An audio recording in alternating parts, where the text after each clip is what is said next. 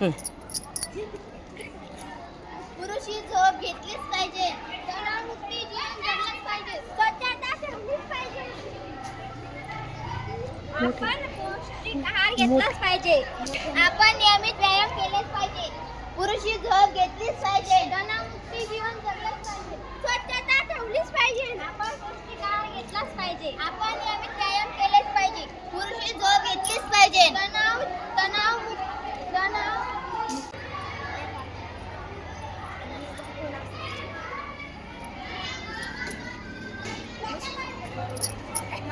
नमस्कार, माझे नाव अनन्या अंकुश गायकवाड.